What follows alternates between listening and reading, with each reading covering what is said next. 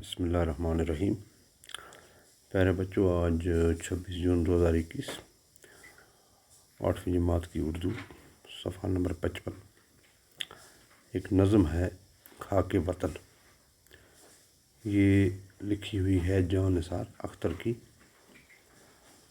تو لکھتا ہے: محبت ہے خاک وطن سے ہمیں، محبت ہے اپنے چمن سے ہمیں اپنی صبح سے شاموں سے پیار، ہمیں اپنے شہروں کے ناموں سے پیار، ہمیں پیار اپنے ہر ایک گاؤں سے، گنے برگدوں کی گنی چھاؤں سے، ہمیں پیار اپنی عمارات سے، ہمیں پیار اپنی روایات سے، سلامت رہے اپنے دشت و دمن، رہے گنگناتا ہمارا گگن، رہے ہم اعلیٰ کی اونچی نگاہیں، ہم اعلیٰ کی اونچی رہے، سدا چاند تاروں کو چھوتی رہے، چمکتا دمکتا رہے شیشناگ، رہے وادیوں میں چناروں کی آگ،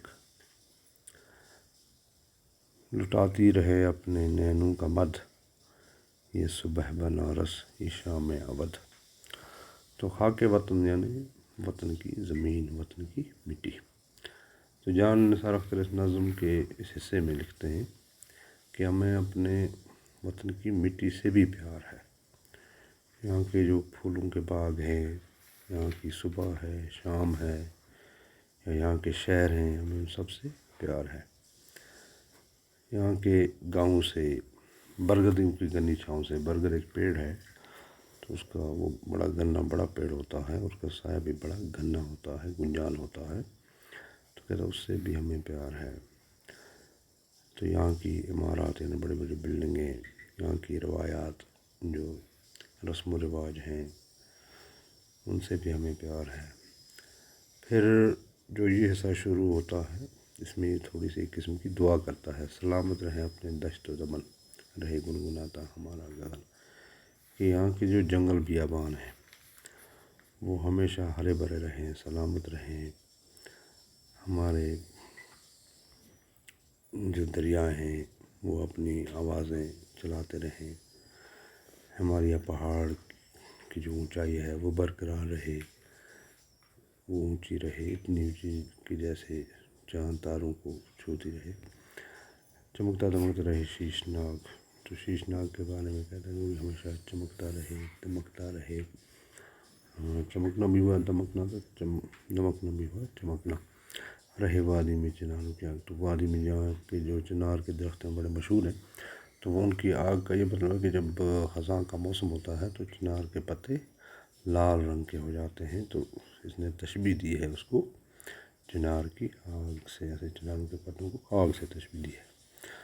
اچھا، لوٹاتے رہے اپنے نینوں کا مدھ، یہ صبح بنارس شام اودھ۔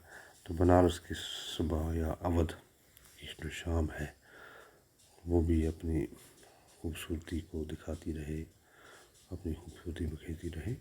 تو یہ اس حصے میں تھوڑی سی دعا کرتا ہے اس میں اپنے وطن کے لیے۔